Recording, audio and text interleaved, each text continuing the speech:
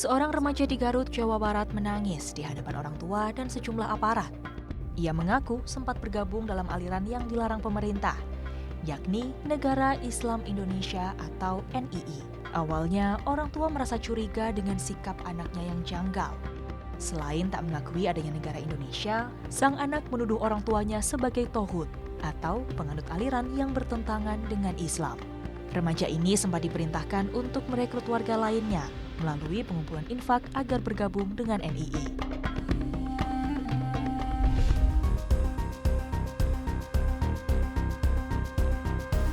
Ada lagi nih sahabat hikmah, sebuah video pemimpin salah satu pondok pesantren di Kabupaten Sukabumi, Jawa Barat berdakwah tak memakai pakaian jadi viral.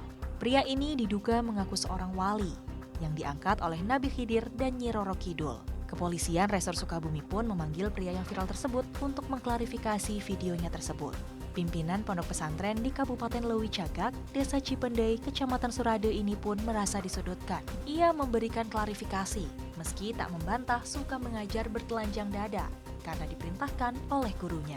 Atas kehebohan ini, polisi akan menerapkan pasal Undang-Undang ITE dengan ancaman kurungan 6 tahun penjara bagi para penyebar berita hoax. Kepolisian juga mengimbau untuk masyarakat agar jangan termakan isu yang kebenarannya belum pasti. Assalamualaikum warahmatullahi wabarakatuh.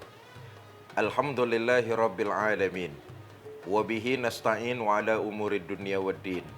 Wassalatu wassalamu ala asrafil anbiya'i wal mursalin Sayyidina wa maulana Muhammadin wa ala alihi wa sahbihi ajma'in, amma ba'du. Saudara-saudara, para pemirsa Net TV yang saya cintai, alhamdulillah pada kesempatan kali ini kita masih berjumpa kembali dalam tayangan Hikmah di Balik Kisah. Mudah-mudahan acara ini membawa manfaat buat kita semua. Saudara-saudara kaum muslimin, pemirsa Net TV yang saya cintai, pada prinsipnya agama Islam tidak akan bertentangan dengan akal dan logika manusia. Kenapa? Karena dua-duanya diberikan oleh Allah Subhanahu wa Ta'ala. Cuma pada kenyataannya dalam hidup ini banyak orang yang mengaku-ngaku, tapi bukan pada bobotnya, bukan pada kapasitasnya, bukan pada disiplinnya. Nah, lebih herannya lagi ketika ada orang yang mengaku, lalu banyak juga orang yang percaya dan mengikutinya. Seperti fenomena yang tadi kita saksikan bersama. Awas, karena itu saya himbau kepada saudara-saudara saya, muslimin dan muslimat, hati-hati jangan sampai terjebak.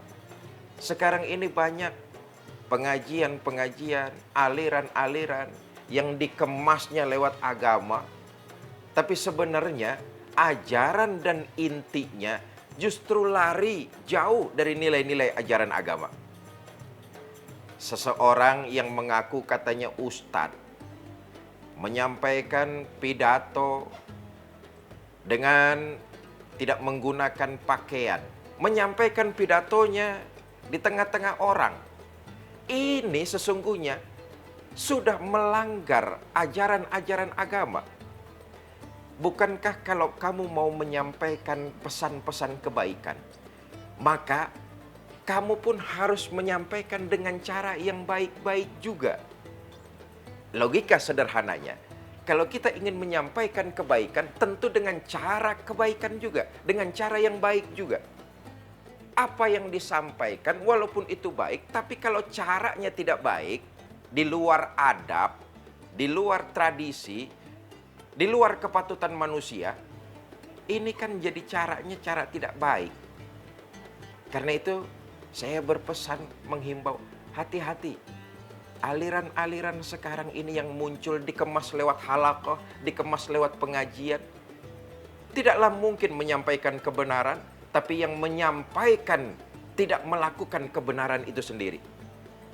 Dan ini merupakan fenomena yang sering terjadi di negara kita. Ada orang yang ngaku nabi misalnya, lalu menyampaikan ajaran-ajaran dan dilalah. Herannya ada saja orang yang mengikuti. Ada lagi orang yang mengaku dirinya sebagai wali, mendapat wangsit dari Nabi Khidir dan Nyai Roro Kidul. Bukan main, saudara.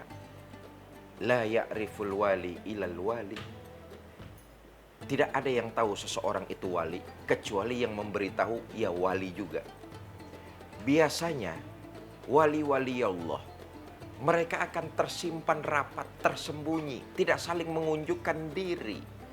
Kalau ada orang yang ngaku dirinya sebagai wali, bisa diartikan bahwa kemungkinannya sangat besar tersesat di tengah jalan. Nah, buat kita umat Islam, jangan mudah terpercaya dengan aliran-aliran seperti ini. Doakan mereka agar cepat sadar kembali ke jalan yang benar. Buat aparat-aparat yang berkaitan, lembaga-lembaga yang berkaitan, harus berupaya untuk menyadarkan, memberikan arahan, memberikan himbauan, memberikan didikan. Dan sesungguhnya ini memang tugas kita semua. Karenanya kita umat Islam harus jeli, harus waspada, harus hati-hati. Saya melihat fenomena sekarang ini di tengah-tengah masyarakat kita Indonesia, khususnya umat Islam. Gairah untuk mengaji timbul luar biasa. Semangat untuk mengkaji ajaran-ajaran agama di mana-mana berjamuran. Semangat untuk mengaji dan mengkaji luar biasa. Tetapi harus dibarengi dengan semangat meneliti. Silakan saudara cari pengajian sebanyak-banyaknya. Silakan saudara cari guru sebanyak-banyaknya. Tapi yang terpenting, imbauan saya, harus juga kita teliti silsilah guru-gurunya. Karena itu, fenomena semacam ini masih akan terus terjadi. Kita umat Islam harus punya kedewasaan dalam berpikir. Sekali lagi saya garis bawahi, tidak akan ada pertentangan antara agama dengan logika. Kalau ada satu ajaran yang bertentangan dengan logika, maaf, minggir saja dari ajaran tersebut. Karena Islam diturunkan oleh Allah Subhanahu wa taala kepada seluruh manusia tidak bertentangan dengan akal, logika, serta fitrah kita manusia. Pasti akan sesuai.